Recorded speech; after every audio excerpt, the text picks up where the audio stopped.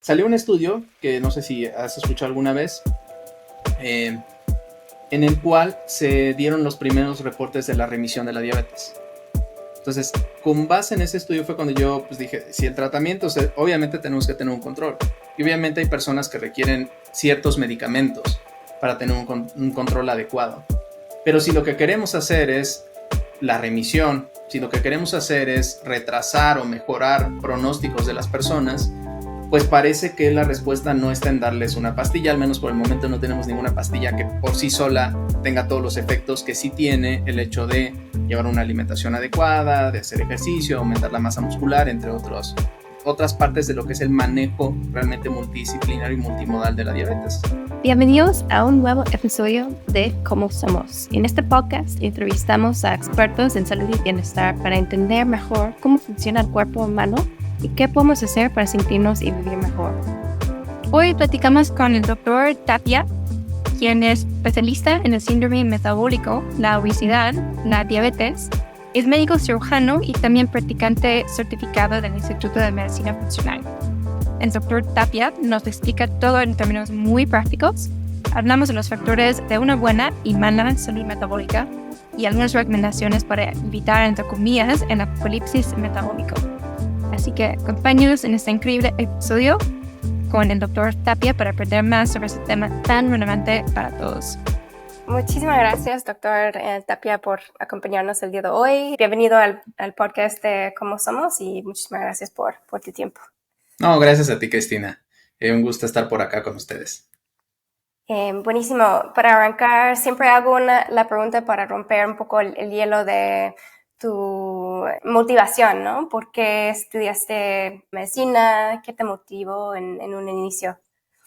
Pues inicialmente yo quería ser cirujano, o sea que es completamente diferente de lo que me dedico ahora. Y pues nada, ¿no? Al principio era principalmente por el tema del conocimiento. Ya conforme yo fui avanzando en la carrera, pues me di cuenta de algunas problemáticas en salud pública que tenemos en México, ¿no? Una enfermedad que pues ya conocerán y hablaremos mucho sobre ella, que es la diabetes. Y pues de ahí fue de donde empezó a surgir mi interés, no solamente pues por el tratamiento, vamos a decir, convencional, sino qué más se podía hacer en términos de salud pública, porque obviamente estamos ante una enfermedad que tiene muchos desenlaces clínicos negativos. Y ya después pues como que me fui desvirtuando un poco de la formación habitual de medicina y pues me dediqué a investigar sobre otras cosas. Y luego en tu carrera profesional, ¿en qué momento decidiste estudiar nutrición? Me di cuenta, o sea, el manejo tradicional de la diabetes que nos enseñan en la facultad, pues es, tienes al paciente, tienes diferentes criterios diagnósticos, ¿no? Que vamos a hablar más adelante. Y pues el tratamiento antiguamente era metformina primera opción y ya después otros medicamentos y ya después insulina, más o menos en ese orden. Actualmente ya difiero un poco, más o menos del 2022 para acá ya se dice que a lo mejor no tiene que ser metformina necesariamente la primera opción, ¿no? Pero salió un estudio que no sé si has escuchado alguna vez, en el cual se dieron los primeros reportes de la remisión de la diabetes. Entonces, con base en ese estudio fue cuando yo pues, dije, si el tratamiento, obviamente tenemos que tener un control. Y obviamente hay personas que requieren ciertos medicamentos para tener un control adecuado. Pero si lo que queremos hacer es la remisión, si lo que queremos hacer es retrasar o mejorar pronósticos de las personas, pues parece que la respuesta no está en darles una pastilla, al menos por el momento no tenemos ninguna pastilla que por sí sola tenga todos los efectos que sí tiene el hecho de llevar una alimentación adecuada, de hacer ejercicio, aumentar la masa muscular, entre otras partes de lo que es el manejo realmente multidisciplinario y multimodal de la diabetes. Y básicamente es eso, me di cuenta de que si yo a los pacientes además les adicionaba un plan de alimentación, pero en serio, no nada más, aquí está su hojita de dieta de 1400 calorías y vengan 3 meses, que eso no funciona. Cuando empecé a hacer eso me di cuenta de que se empezaron a controlar mucho mejor. Y básicamente eso fue lo que me motivó a decir, bueno, tengo que empezarme a formar también en esto si realmente lo que quiero es que los pacientes mejoren en serio. Buenísimo. Y para que nuestra audiencia te conozca un poco, cuéntanos con qué tipo de pacientes trabajas. Entiendo que manejes mucho el enfoque en el síndrome metabólico, la salud metabólica, la diabetes. Cuéntanos un poco de cómo defines la medicina que practicas, porque entiendo que estudiaste la medicina funcional. Diría que me enfoco en la parte de las enfermedades metabólicas, aunque también atiendo pacientes con hipertensión, digamos. enfermedades relacionadas con la obesidad.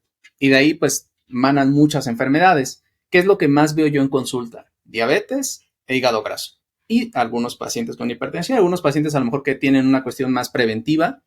Por ejemplo, oiga, doctor, es que tengo varias familias con diabetes y a mí me gustaría evitarlo. Bueno, vamos a hacer estudios, vamos a ver dónde estamos parados y de ahí nos movemos, ¿no?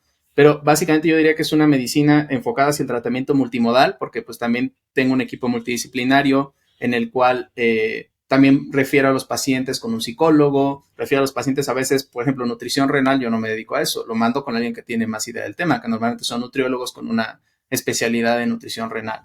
Y también pues tengo para, digamos, una serie de especialistas dependiendo del paciente, endocrinología, cardiología, y la idea es ser como que el enlace que reciba el paciente identifica ciertos factores de riesgo, ciertas cosas, las que puedo manejar yo, las manejo yo, finalmente todos somos médicos generales, entonces todos podemos al menos iniciar el abordaje de una enfermedad, y lo que requiere manejo de algún especialista o de algún otro profesional de la salud, pues también mi idea a largo plazo es generar una clínica ya propiamente hablando, con varios médicos y que tenga todo este enfoque de tratamiento multimodal, que yo creo el tratamiento multimodal más la medicina personalizada es lo que realmente en el futuro nos va a dar los mejores resultados.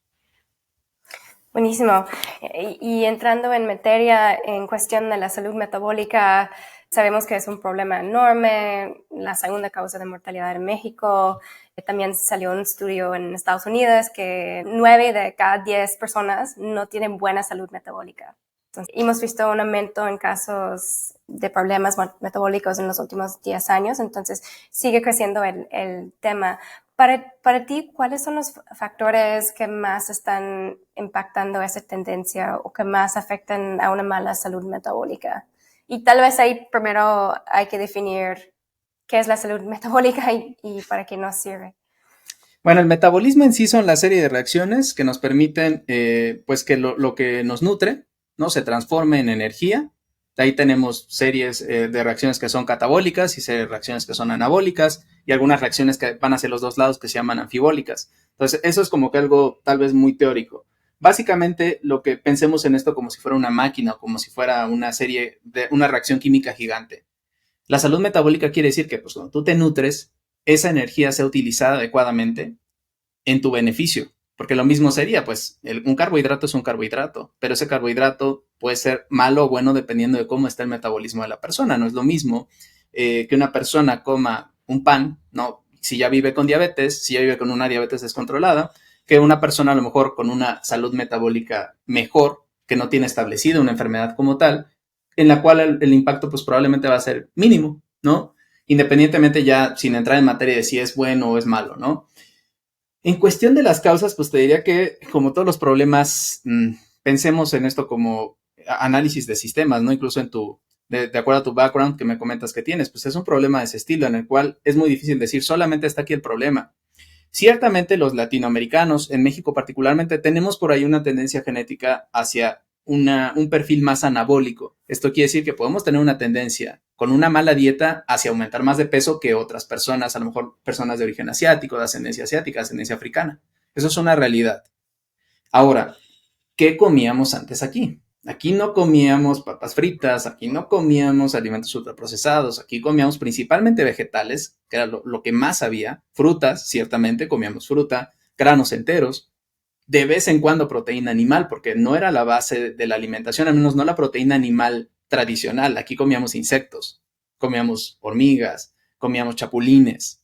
Por lo tanto, yo diría, porque también yo soy de la idea de que no existe una dieta para todas las personas, porque no todos tenemos la misma genética, no todos tenemos la misma filogenética, o sea, yéndonos hacia atrás. A lo mejor alguien que es de una región en la cual se toma, no sé, tradicionalmente se tomaba alcohol, tiene cierta tolerancia más hacia el alcohol y se puede beneficiar también más de esos polifenoles que una persona de acá. A lo mejor esa persona que come arroz en Asia, que se come mucho más arroz que acá, tiene un metabolismo desde la perspectiva nutrigenómica y nutrigenética que le ayuda a asimilar mejor ese arroz. Por lo tanto, la dieta a lo mejor óptima del mexicano no va a ser la dieta óptima del peruano, no va a ser la dieta óptima del español, no va a ser la dieta óptima del japonés. Entonces, en ese sentido diría, tenemos un tema con la alimentación. Los alimentos ultraprocesados pues no tienen lugar prácticamente, diría yo, en ninguna dieta saludable, al menos de manera regular. No me gusta ser tan extremista como decir nunca, pero les diría que la cantidad más segura como con el tabaco, ¿no? La cantidad más segura de ultraprocesados es cero. Lo mismo aplicaría para el tabaco y para algunas otras cuestiones. ¿Qué otros factores tenemos? Tenemos algo que se llama el entorno obesogénico.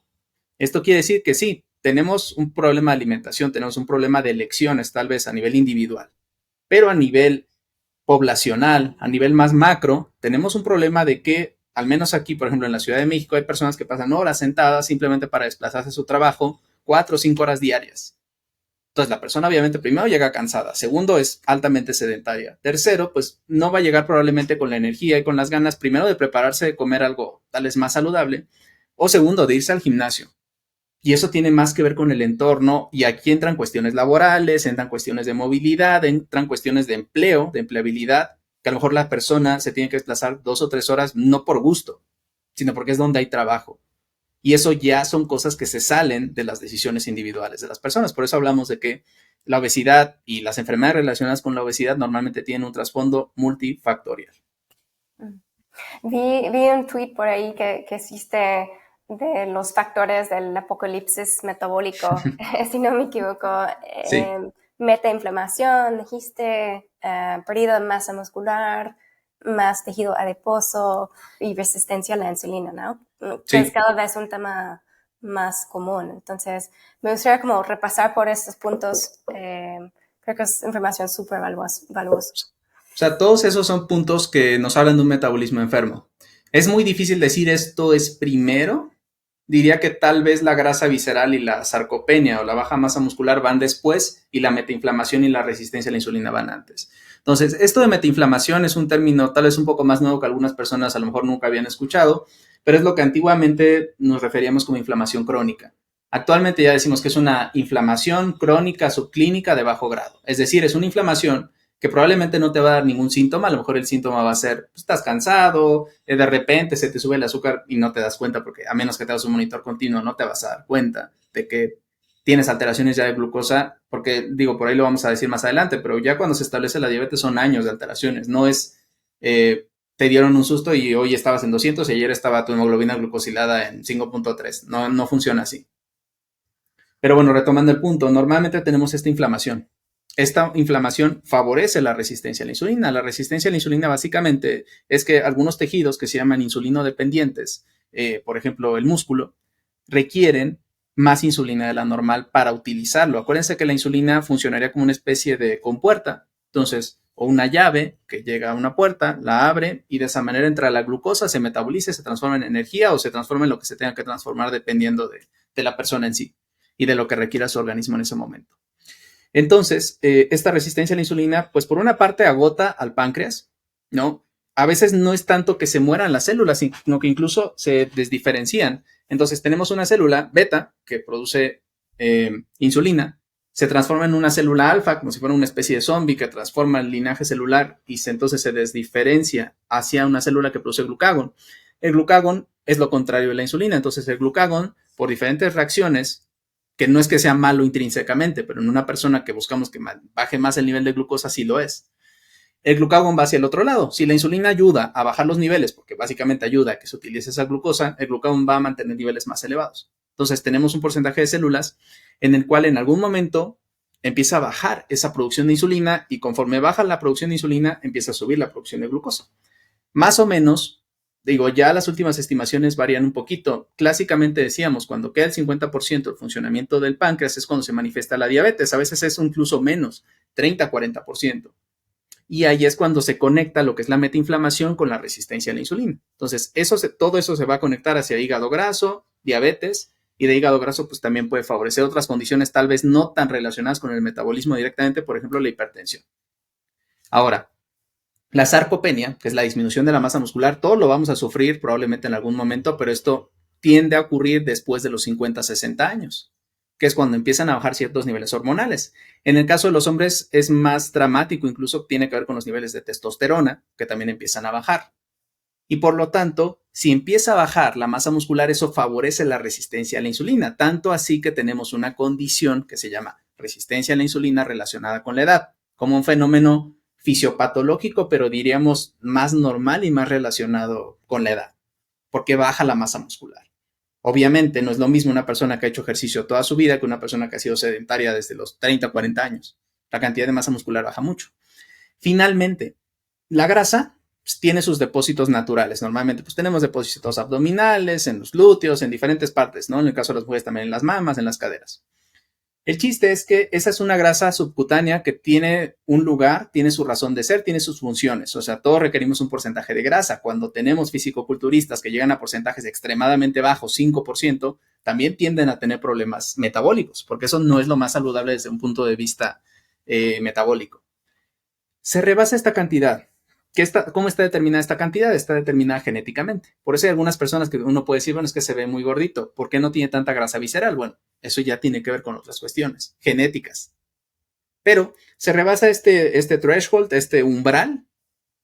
Esta grasa se empieza a depositar fuera del lugar. Eso se llama grasa ectópica. Que esto es lo que ahí relacionaba yo con la grasa visceral. El hígado graso, que es esta grasa que empieza a depositarse en el hígado, el páncreas graso, que es esta grasa que empieza a depositarse en el páncreas, e incluso esta grasa puede llegar a otros dos órganos que son un poco más desconocidos, que son el músculo, que eso se llama mioesteatosis, y el corazón, que esto puede provocar alteraciones cardíacas más a largo plazo. Y he escuchado que 1 de cada 3 personas tiene prediabetes. Mencionaste uno de los puntos es la resistencia a la insulina. ¿Qué está pasando en el cuerpo cuando alguien está desarrollando esta condición? Y también, ¿cuál es la diferencia entre la prediabetes y la resistencia a la insulina? Normalmente van en este orden. Primero tenemos resistencia a la insulina. Eventualmente, que esto puede ser desde meses hasta décadas, dependiendo de la persona, y dependiendo incluso de factores genéticos, pero también dependiendo de factores epigenéticos, que esto tiene que ver más con sus hábitos. La persona progresa hacia prediabetes. Prediabetes ya estamos hablando de una definición clínica que nos habla de una alteración, en este caso en la hemoglobina glucosilada o en otros 2 estudios que son la glucosa en ayunas o la curva de tolerancia, ¿no? Y ya después tenemos la diabetes. Este proceso desde resistencia hasta diabetes suele llevar décadas, es lo habitual. Lleva décadas, hablando de diabetes tipo 2, ¿no? La diabetes tipo 1 es un cantar completamente diferente, es una enfermedad autoinmune. Entonces, ¿cómo se define la resistencia a la insulina? Pues así básicamente, tienes niveles más altos de insulina de los que deberías, que apenas sí te alcanzan para mantener niveles normales o cuasi normales de glucosa. Es decir, ejemplo, la persona tiene 30 de insulina en ayunas y tiene 96 de glucosa. Esa persona tiene resistencia a la insulina. Tenemos diferentes índices para calcularlo. El que es un poco más práctico y casi en cualquier lugar se puede sacar porque solamente se requiere glucosa e insulina es el HOMA-IR, aunque hay más, les aseguro que hay muchos más, dependerá de dónde estén. Eso es la resistencia a la insulina. La prediabetes, entonces ya estamos hablando de que la persona en ayunas tiende a tener niveles entre 100 y 125, la hemoglobina glucosilada me sale entre 5.7 y 6.49, 2 horas después de comer a lo mejor está entre 140 y 199. Y ya la diabetes propiamente hablando es una hemoglobina arriba de 6.5, una glucosa arriba de 126 o después de 2 horas arriba de 200. Esto es un proceso en el cual van bajando progresivamente los niveles de insulina y van subiendo progresivamente los niveles de glucosa. Así es como lo localizaríamos. Cuando tenemos resistencia a la insulina, los niveles de glucosa pueden ser normales. De hecho, al principio siempre lo son. Eventualmente ya de repente, a lo mejor la persona tiene un pico en la madrugada, tiene un pico después de comer. No lo vamos a captar a menos que lo estemos buscando. Por eso es que nos sirven estos estudios de detección de la resistencia a la insulina. Sí, es que hay mucha gente que tiene esta condición y no están conscientes, ¿no? Entonces, hablando un poco de la prevención, ¿qué podemos hacer para mejorar la salud metabólica en general? Entonces, ya platicamos de los 4 factores. ¿Qué debemos eliminar de nuestra cocina o cuáles son los hábitos o cambios de estilo de vida que debemos adoptar? Porque seguramente hay mucha gente escuchando este podcast y pensando, bueno, ahora sí, ¿qué hago? Sí, lo primero pues es saberlo. Entonces, si tienen familiares con diabetes, que pues prácticamente todos si nos ponemos a buscar lo vamos a encontrar, háganse estudios. Después de los 18 años, no se esperen a que ya tengan los síntomas de la diabetes, porque entonces ya tenemos no solo una diabetes establecida, sino una diabetes descontrolada que lleva probablemente años ahí. La diabetes, no la prediabetes y resistencia, sino la diabetes en sí.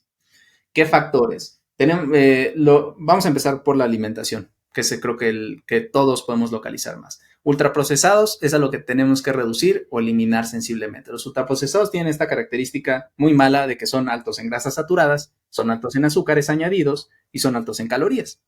Por lo tanto, además se ha visto que alteran la plasticidad neuronal en niños, favoreciendo que después sea más difícil quitar los ultraprocesados. Y por otro lado, también se ha visto que las personas que comen ultraprocesados tienden a consumir más calorías. Entonces, es más difícil mantener incluso el peso, asumiendo incluso una dieta saludable en la cual se consumen ultraprocesados, ¿no?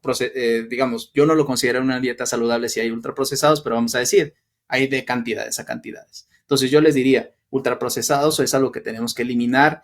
Quieren darle un excelente regalo a sus hijos, no los acostumbren a consumirlos, porque después es más difícil ya de adultos, porque ya normalizamos estar comiendo el pan dulce, las papitas, algunos enlatados, algunos congelados, algunos helados, cosas así.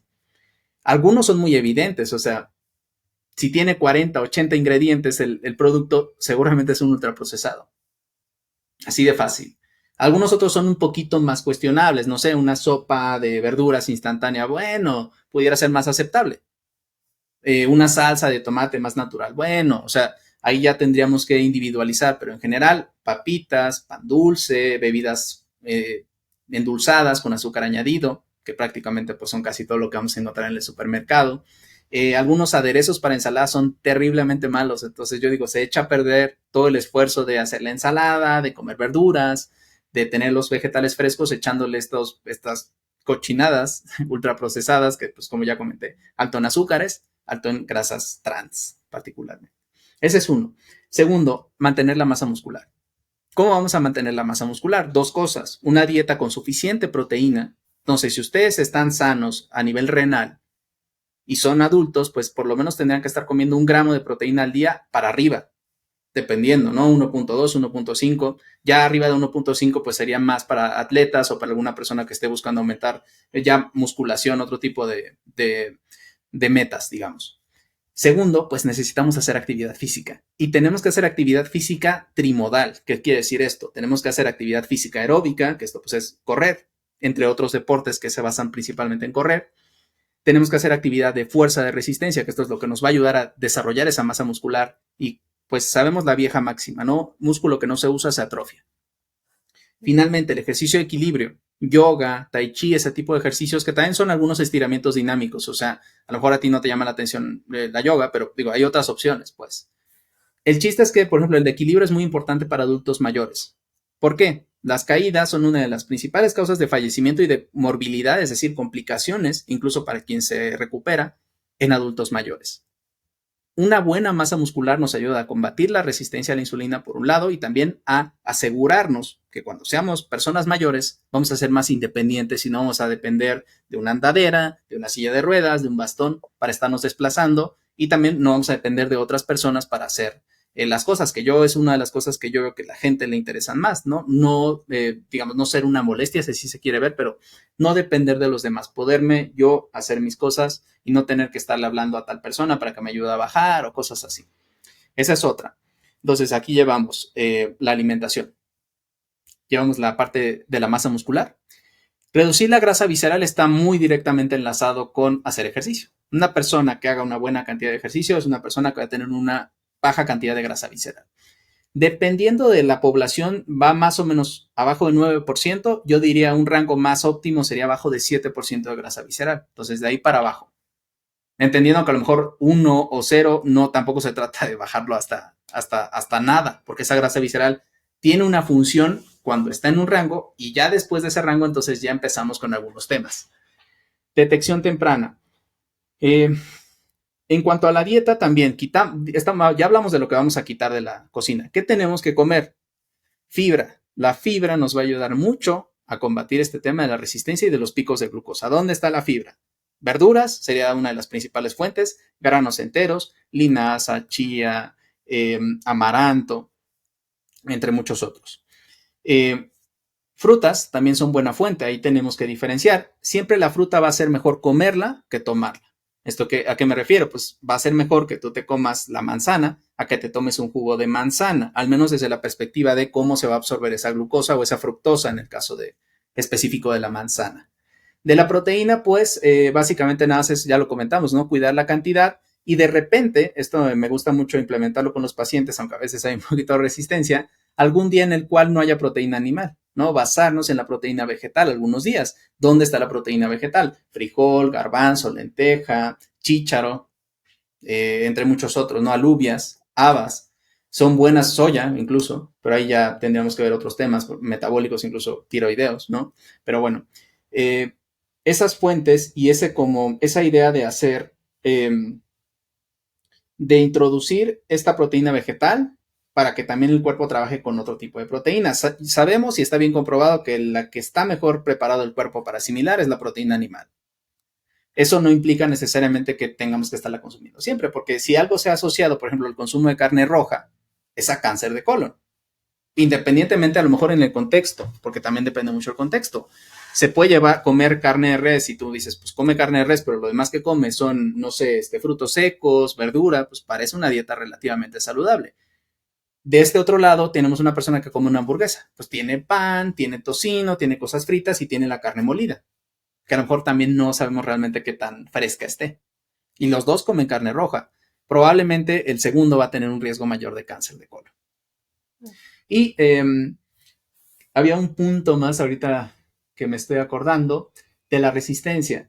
A nivel metabólico, la tendencia actual ya no son las 5 comidas. La tendencia actual no es desayuno, comida y cena y 2 colaciones.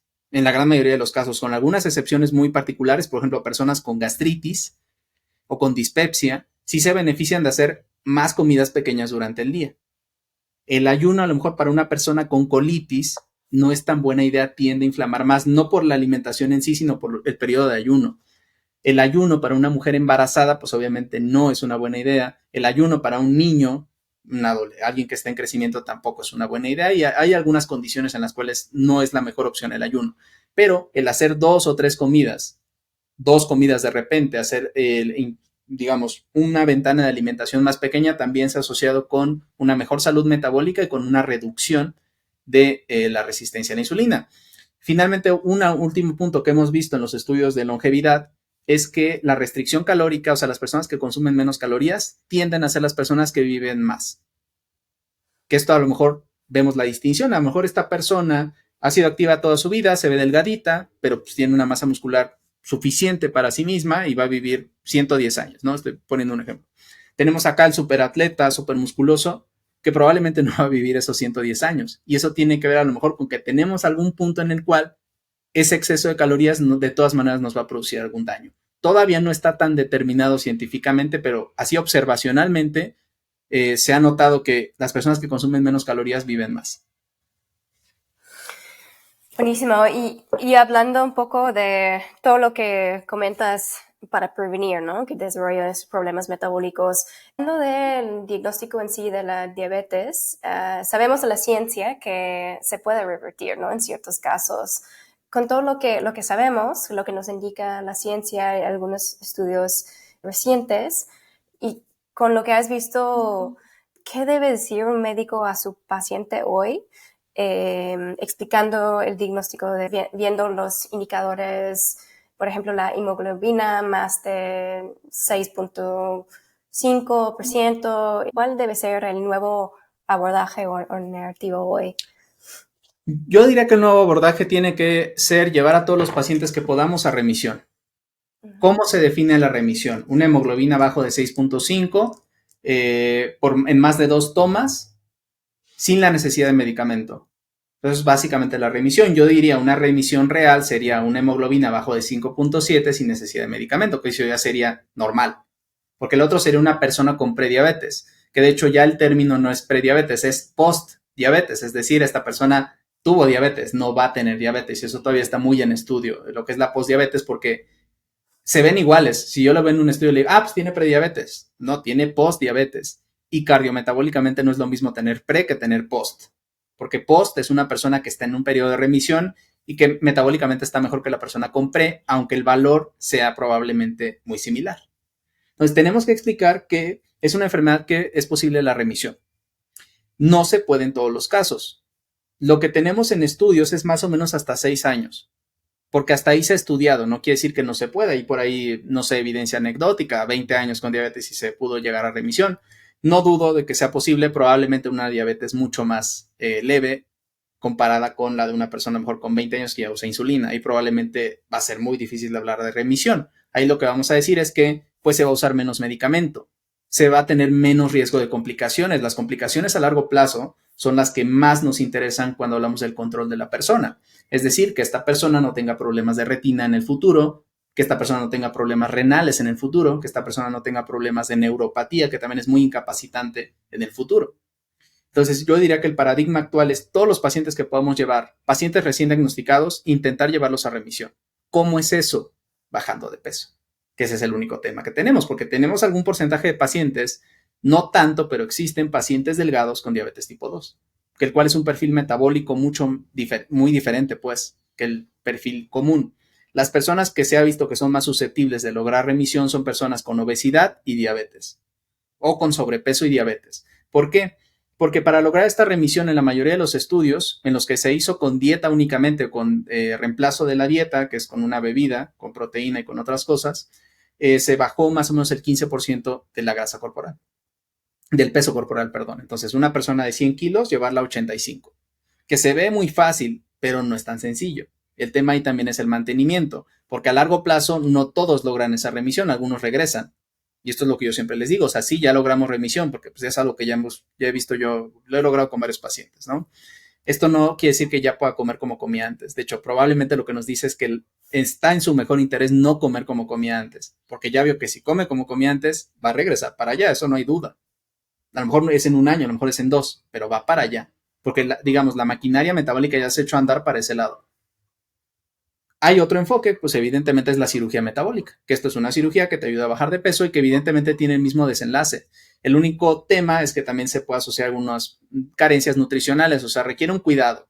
Yo siempre les digo a las personas, no es nada más te operan y ya vivimos felices para siempre, no, es un proceso largo, multidisciplinario, valoración por psiquiatría, valoración por nutrición, valoración por bariatría, te operan y todavía después tienes un seguimiento en el cual al principio vas a consumir casi nada de calorías, porque ese estómago, o dependiendo del procedimiento, ¿no? Pero no va a estar preparado para que comas 1000, 2000 calorías en un día.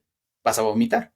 Te vas a sentir terriblemente mal si lo intentas hacer de esa forma. Entonces sí, es un enfoque muy útil para algunos pacientes, pero no es para todos los pacientes. No va a ser la idea de todos los pacientes con diabetes los vamos a operar. Hay criterios también ya para lo que es la cirugía metabólica. Entonces, esos son los enfoques. Mi mensaje para los pacientes y lo que yo les digo actualmente, pues es, sí, primero, individualizar el caso, ¿no? Ver cuáles son sus niveles, ver cuál es su historia. Primero que nada, pues vamos a modificar la alimentación para controlar los niveles. ¿Qué es una diabetes controlada? Hemoglobina abajo de 7, hemoglobina glucosilada me refiero abajo de 7, y si se puede, un rango óptimo abajo de 6.5, con medicamento, evidentemente, ¿no? Medicamento y dieta. Vamos quitando progresivamente el medicamento y vamos dejando únicamente dieta. Si es susceptible de hacerse, se hace. Si es peligroso, no es recomendable que yo de un día para otro le diga, ya no va a tomar nada, vamos a dejar la dieta y a ver qué pasa. Eso no sería lo adecuado porque puede llegar a ser relativamente peligroso en algunos pacientes, porque ahí inferimos cómo está la función del páncreas, pero no la tenemos en una certeza. Nadie me dice 50, a lo mejor es 30, a lo mejor es 25. Y puede ser una persona que sí va a necesitar medicamento, y ese es el otro mensaje. El medicamento, si lo necesitas, necesitas el medicamento. Si no lo necesitas, pues no se debe de usar, porque lo que estamos haciendo es exponerte a efectos adversos y no tenemos un beneficio extra de a lo mejor llevar tu hemoglobina de 5.4 a llevarla a 5. ¿Para qué? Entonces, ese sería el mensaje. Y buscar la remisión en lo más que se pueda. Ahora, otra cosa nada más para terminar. Remisión es diferente de decir reversión. Remisión es como en el cáncer, ¿no? Se tuvo y puede regresar. Puede haber un periodo y ojalá ese periodo dure toda la vida. Pero, como lo comenté, ¿no? La maquinaria metabólica de la diabetes ya se echó a andar. Por lo tanto, no es una persona que está como si no tuviera diabetes, porque no lo es. Por lo tanto, el hablar de reversión implicaría como curación, se curó de diabetes, como si se hubiera curado de una infección. El paradigma en las enfermedades metabólicas normalmente no es así. Estamos hablando de remisión, puede regresar, puede no regresar, pero no se confíen en que como ya lograron remisión, se va a poder lograr la siguiente vez. O de voy a volver a comer como comía antes, o voy a volver a los hábitos que tenía antes, porque muchas veces esa reserva pancreática, esa reserva de células beta, va disminuyendo. Entonces ya platicamos de muchos temas y vemos que cada vez hay más que podemos hacer, ¿no? Para retomar el control de nuestra salud, para mejorar nuestra salud metabólica. Me gustaría preguntarte de las tendencias en cuestión de tecnología. Por supuesto, en Somos nos interesa toda la tecnología que viene como los monitores de glucosa o los dispositivos wearables. ¿Utilizas estos dispositivos o cómo pinta toda la tecnología que viene en puerta para ayudarnos pues en esta nueva generación de la medicina? Sí, bueno, utilizo este que es un Garmin, que no sé si cuenta como wearable, pero bueno, es como un reloj, una especie de smartwatch que mide frecuencia cardíaca, conteo de pasos, monitoriza el sueño pues, más o menos, tiene oximetría y mide el estrés, bueno, mide diferentes cosas. Entonces sí lo utilizo principalmente para el ejercicio como para tener un poquito contabilizado y saber que llega a mis pasos del día, ¿no? Porque yo normalmente por lo menos busco 10,000. Entonces sí utilizo esto. Como tal, un monitor continuo de glucosa no lo he utilizado yo, lo utilizo con algunos pacientes. Creo que es una muy buena herramienta para el control. ¿Por qué? Porque tenemos otra medida más allá que nos habla del control de la diabetes. Tenemos, ya lo comentamos, ¿no? La hemoglobina glucosilada, pero buscamos a lo que se llama tiempo en rango, que este es el tiempo que la persona se mantiene entre cierto rango. Normalmente ese rango es de 70 a 180, de 80 a 180. Y lo que buscamos es que la mayor parte del tiempo la persona esté en ese rango y buscar que la menor cantidad del tiempo posible tenga hipoglucemias, porque también son peligrosas abajo de 70, tener la glucosa muy baja no es deseable, o arriba de 180 o arriba de 200, dependiendo también de qué tan estrictos queramos ser con el control de las personas. Otro que he visto, que ese sí no, me parece que no está en México todavía, son que los dispositivos de las plumas de insulina también tienen un chip y entonces ya la persona ni siquiera necesita calcular, sino que el glucómetro se comunica directamente con la pluma y la pluma le suministra la cantidad de insulina que requiere la persona. Que eso pues se me hace que sería ideal, porque a algunas personas luego se les dificulta esa parte. Especialmente ya con el uso de la insulina sí se tiene que ser bastante preciso en el control, porque si nos pasamos, pues tiene hipoglucemia. Y si nos falta, la persona tiene hiperglucemia. A lo mejor en un corto plazo no necesariamente va a ser peligroso, eso va a depender del rango, pero a largo plazo no es deseable. Entonces, ese control, esa retroalimentación entre, que sería pues como una especie de Internet de las cosas entre los dispositivos, nos va a ayudar a tener un mejor control. Hay aplicaciones que también ya calculan eso, ¿no? Como de, pues tu glucosa es tal, necesitas ponerte tal. Eso es lo, digamos, hacia dónde va el control de la diabetes. Tenemos otros análisis por ahí metabólicos, un poquito ya lo que sería como un páncreas artificial, que sería lo que se utiliza con algunos pacientes mínimo de diabetes tipo 1, porque la verdad es que sí es considerablemente caro. Entonces, a mí me gusta mucho, digo, si fuera posible, el monitor continuo de glucosa me da mucha información para pacientes con diabetes, particularmente aquellos descontrolados, porque a veces no nos damos cuenta de que el descontrol está haciendo en la madrugada y que yo tengo que ajustar la insulina de la noche o la de larga duración, ¿no? Que eso me ayuda a hacer los ajustes de la persona. La única barrera, pues creo que actualmente en muchos pacientes, pues es el costo. Eso sería lo principal, porque de hecho es mucho más fácil de usar que un glucómetro. Con una paciente, por ejemplo, yo le propuse eso porque ya estaba harta de estarse picando los dedos. Le dije, bueno, pues hay esta tecnología, sí se puede usar. Entonces se lo puse yo el puerto y ya nada más acerca el glucómetro y ya se toma. Así es como funciona ese tipo de monitores. Y tenemos una gráfica, ya sé cómo ha estado. Incluso me puede estimar la hemoglobina glucosilada con base en esas mediciones, porque pues como son bastantes, tenemos una idea más certera de cómo está controlado. Entonces yo diría que el panorama es muy bueno. También pues buscando lo que es la medicina personalizada, que ya sería el análisis metabólico específico del paciente. Buenísimo. Otro tema que me gustaría platicar para ir cerrando es el hígado graso. Entonces, ya hablamos de la resistencia a la insulina, pero sé que este tema es pues algo preocupante. ¿Qué está pasando en el cuerpo con el hígado graso? ¿Por qué es un tema muy relevante? ¿Por qué lo debemos entender? O sea, es preocupante porque es una manifestación normalmente de resistencia a la insulina. O sea, si ustedes tienen hígado graso, que normalmente se detecta por otra cosa, se les hace un ultrasonido porque tienen dolor en el abdomen y se les hace, tiene grasa en el hígado, no tiene esteatosis hepática, que ese es el término médico. Me habla de que tengo que investigar porque ese paciente muy probablemente tiene resistencia a la insulina periférica y pues ya está, digamos, ese apocalipsis metabólico del que hablamos hace ratillo, ya está empezando a establecerse. ¿Por qué es importante? Porque es muy común, es extremadamente común. ¿A qué me refiero? No tenemos una cifra exacta, ¿no? Pero por lo menos el 30-20% de los adultos en México viven con hígado graso. ¿Cuántos lo saben? Probablemente es menos del 5%, porque no es algo tan habitual. Y el otro mensaje, pues si el paciente viene con hígado graso, no es nada más baje de peso o esto no es nada, porque precisamente tenemos un paciente en el cual podemos intervenir y mejorar mucho su pronóstico a largo plazo, en general, ¿no? Hablando incluso de supervivencia. ¿Por qué es importante? Porque descontrola la diabetes, se genera un círculo vicioso entre el hígado graso y la diabetes. La diabetes favorece el hígado graso favorece la diabetes tipo 2. Y finalmente, porque un hígado enfermo no es nada más el descontrol a nivel metabólico, digamos, de otras vías, ¿no? De las grasas, de los carbohidratos, sino que también el hígado puede tener complicaciones. Ese hígado con inflamación, o sea, esa grasa eventualmente puede generar inflamación. Esto se llama esteatohepatitis o NASH. Esta inflamación puede generar fibrosis hepática. Esta fibrosis puede generar cirrosis y esta cirrosis puede generar incluso cáncer hepático o la propia cirrosis, pues ya es un problema gigantesco. Por lo tanto, estamos viendo que en México la tendencia nos dice que está por convertirse o ya se convirtió en la primera causa de cirrosis, el hígado graso. O sea, el hígado graso no alcohólico me refiero, no que era el nombre antiguo. Actualmente la denominación es hígado graso asociado a disfunción metabólica, precisamente enlazándolo con todo lo que estamos comentando. ¿Y cuáles son los síntomas o cómo puede saber alguien que se está desarrollando esta condición? Ese es el problema, no da síntomas normalmente. O sea, alguien puede decirme, me duele abajo de la costilla. Sí, puede ser eso, puede ser síndrome de intestino irritable, puede ser colitis.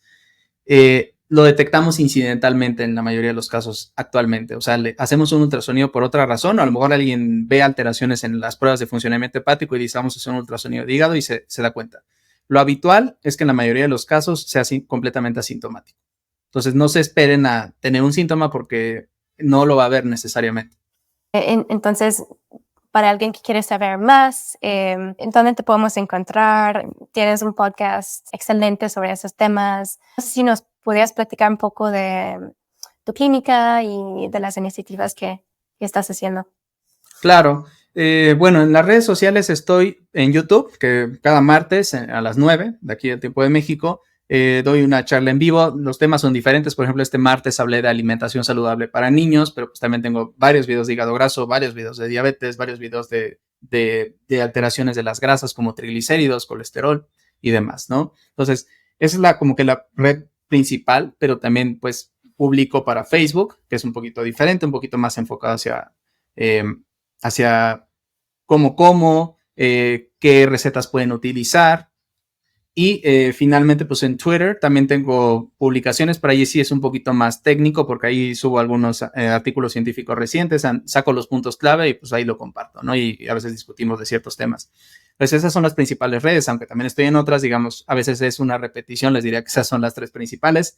Me pueden encontrar, como ven aquí abajo, bueno, esto no sé si se vaya a ver, pero Dr. Mijail Tapia o Dr. Tapia, probablemente les voy a salir yo, ahí me pueden encontrar. La clínica como tal, bueno, donde yo trabajo es un consultorio privado, está en el área de Lindavista, en la Ciudad de México. En cualquiera de mis redes sociales pueden encontrar el número si les interesa, yo les recomiendo que manden un WhatsApp y pues ahí vemos qué se requiere o también si requieren otro especialista, de acuerdo a lo que me digan, pues los refiero directamente con otro especialista. Esa es más o menos la idea y pues por el momento es lo que estoy haciendo en redes. Estos videos pues también se republican como un podcast para quien no tenga a lo mejor el tiempo de estar viendo el video, porque son videos largos los videos en vivo, donde además de hablar de un tema, pues respondo preguntas así en general de las personas, tanto sobre el tema como preguntas de medicina por X o Y razón. El podcast es buenísimo, así que Gracias. te felicito. Solo nos queda tiempo para la ronda de preguntas y respuestas, que es una ronda bastante divertida.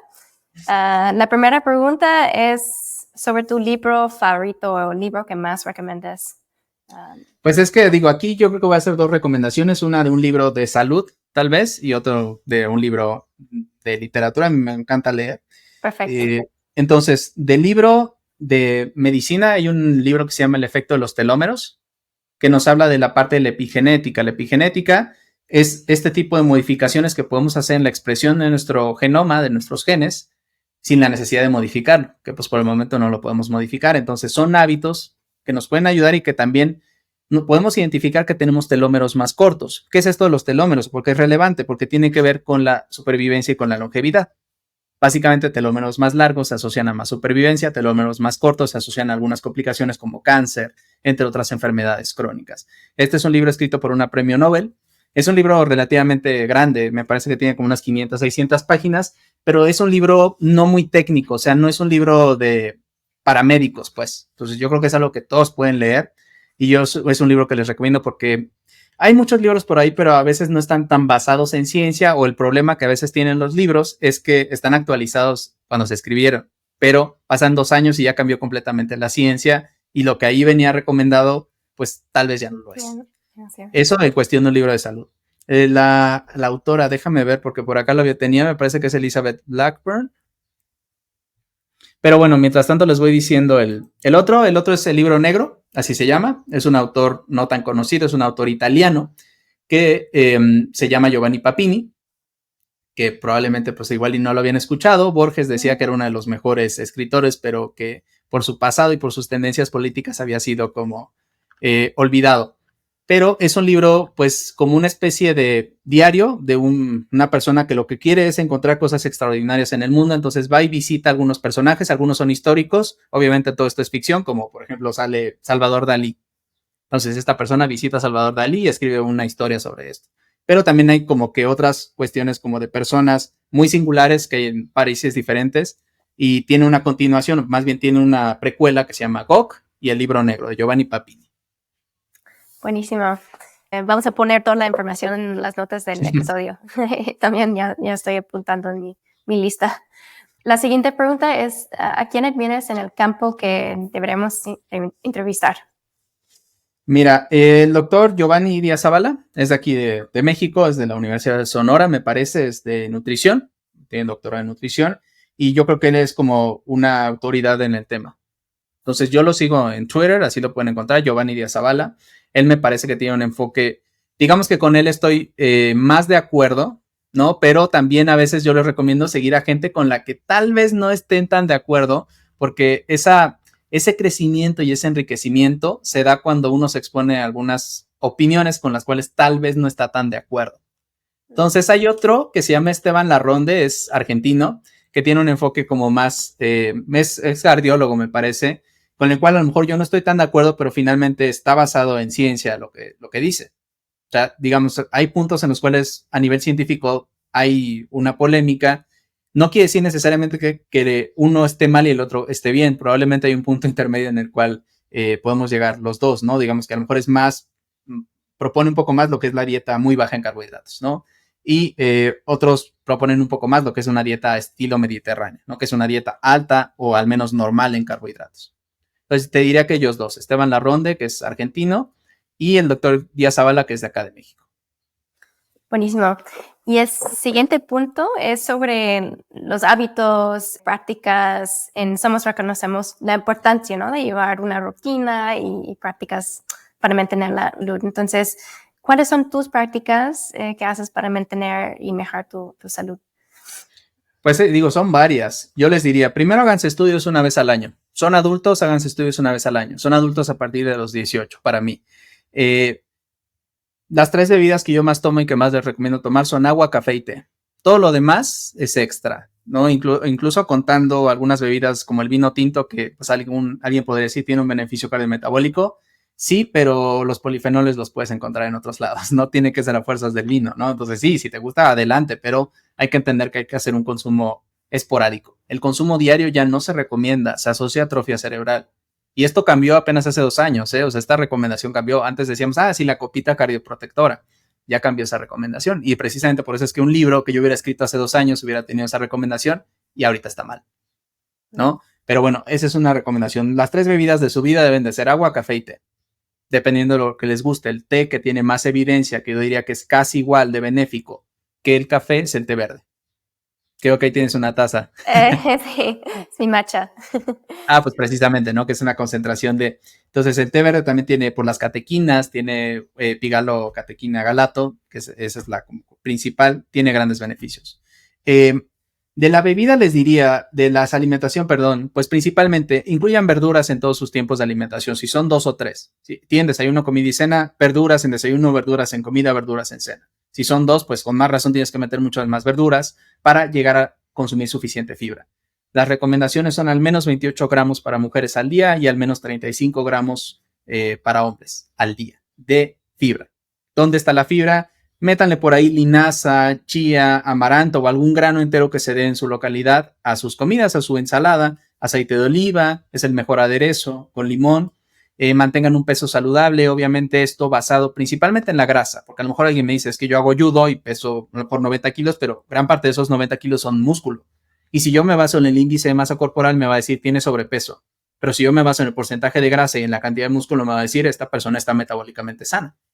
Entonces, el índice de masa corporal tiene utilidad a nivel poblacional, pero a nivel individual no es la mejor medida. Entonces, buscamos mantener un peso saludable con base en esos parámetros, no nada más en el índice de masa corporal. Y pues principalmente creo que esas serían mis recomendaciones. Buenísimo. Y la última pregunta es sobre, en las redes sociales estamos saturados con mucha información, ¿no? De distintos niveles de calidad. Entonces, para ti, ¿cuál es un tema sobrevaluado de la salud y bienestar? Esto a lo mejor no le va a gustar a mucha gente. Yo creo que el uso de suplementos está sobrevalorado porque se le atribuye demasiado beneficio, no se mide. Entonces yo no sé si realmente esa persona necesita vitamina D, por poner un ejemplo. Y a lo mejor alguna persona sí se va a beneficiar de esta recomendación empírica completamente de toma vitamina D, pero para otra persona puede llegar a ser un problema. Por lo tanto, claro que tenemos personas con carencias nutricionales, no son tan comunes como creemos. Y a veces algunos pacientes se suplementan a ciegas y tienen problemas. Les voy a dar un ejemplo muy rápido. Tenía un paciente con hipertensión, tenía unos calambres terribles y tenía suplementación extra de magnesio y potasio. Le dije, a ver, vamos a quitar ese magnesio y ese potasio que parece que no necesita de acuerdo a sus estudios, y se le quitaron los calambres. Por lo tanto, no tendría que haber sufrido eso y tal vez exponer a su riñón y a otros órganos algún problema por esa suplementación que a lo mejor vio como recomendación general, que para alguna persona puede ser de utilidad, pero para él no lo era. Entonces, yo diría, claro que los suplementos y vitaminas pueden tener una indicación, pero tenemos que utilizarlo racionalmente y a las personas que lo necesitan, no a todos como esta es la verdad absoluta de todo lo que tienen que consumir y ya después nos damos cuenta que son como 80 pastillas al día. Eso tampoco me parece que sea muy saludable. Y eso me conectaría con lo otro, que creo que está infravalorado. Creo que está infravalorada la nutrición a través de la alimentación. Todos esos nutrientes, en la gran mayoría de los casos, están en su comida. ¿Quieren un multivitamínico? Comas una ensalada. Ese es el mejor multivitamínico que van a tener. Entre más colores tenga su ensalada, mejor. Y diría que esa parte está como que un poquito, o sea, como que quiero yo corregir todo con un suplemento y no quiero comer bien. Si tú comes bien, probablemente casi no requieras ningún suplemento, casi, con algunas excepciones. Sí, estoy 100% de acuerdo. Creo que son excelentes respuestas. Pues ya para acabar, ¿hay algo más que te gustaría compartir? ¿Algo que se nos ha ido? Pues no sé si algo que se nos haya ido, creo que no, quiero pensar que fuimos lo suficientemente amplios en los temas. Les diría que si ya tienen un año que no se hacen estudios, háganse estudios y vayan con su médico. Este es un buen momento para empezar a ver cómo está su salud. O sea, es como en los negocios, ¿no? El mejor momento para invertir era hace 20 años, el segundo mejor momento es hoy. Pues lo mismo para su salud. El mejor momento para cuidar su salud a lo mejor era hace 20 años, el segundo mejor momento es hoy. Por lo tanto, háganse sus estudios, vayan con su médico y vean dónde están parados. Y con base en eso, los hábitos, pues digo, en general no cambian tanto. Los hábitos saludables para hipertensión, para diabetes, para hipotiroidismo, para enfermedad celíaca, probablemente no van a cambiar tanto de persona a persona. Por lo tanto, en general, el comer verduras no les va a hacer daño. El comer suficiente proteína no les va a hacer daño. El tomar agua, café y té no les va a hacer daño. Ya usted, caso especial, la persona vive con ansiedad. A lo mejor tiene que tomar menos café. Bueno, pero esa es una cuestión específica de la persona. Entonces yo les diría, no dejen su salud para mañana. Buenísimo. Pues ya con eso cerramos. Doctor, muchísimas gracias por tu tiempo. Apreciamos muchísimo lo que estás haciendo en redes para crear contenido de valor, para educarnos, que como revisamos hoy, mucho de lo que podemos hacer está en nuestro control, ¿no? O sea, podemos retomar el control de nuestra salud y precisamente es lo que estás haciendo y promoviendo con tu contenido. Así que pues muchísimas gracias. Cuenta con nuestro apoyo. Aquí vamos a dejar los los datos para que te puedan contactar. Y muchísimas gracias hoy por tu tiempo. No, de nada, a ti, a tu auditorio. Yo también creo que lo que ustedes están haciendo es muy positivo. Creo que la medicina personalizada, o sea, eso es como que la utopía. Y ojalá y me toque verlo todavía a mí, o sea, ese nivel de medicina personalizada de aquí está tu dieta, aquí está lo que requieres, específicamente para ti con base en, una cantidad de parámetros que ahorita son intangibles, ¿no? O pueden ser intangibles. Entonces yo creo que si avanzamos hacia la medicina personalizada de verdad, ese va a ser el mejor punto, ya utilizando inteligencia artificial, utilizando Internet de las cosas, utilizando varias tecnologías que nos pueden estar ayudando a tener un mejor control. Obviamente, pues también a lo mejor hay que tener cuidado en cuestión de cómo vamos avanzando, qué tan rápido en ciertas cuestiones, pero creo que en general ese es el futuro. Por lo tanto, pues quien vaya para allá es quien no se va a atrasar y quien no se adapte, pues se va a atrasar, básicamente. De acuerdo. Y hoy nos quedaron muchas preguntas, así que te vamos a tener que invitar para otro episodio. Y no, yo encantado. Buenísimo. Pues muchas gracias. Pues qué increíble el conocimiento e experiencia que tiene Dr. Tapia. Si te gustó este episodio o si aprendiste algo, te invitamos a visitar su canal en YouTube. Está buenísimo. Y como siempre, encontrarás más información de lo que platicamos en las notas de este episodio.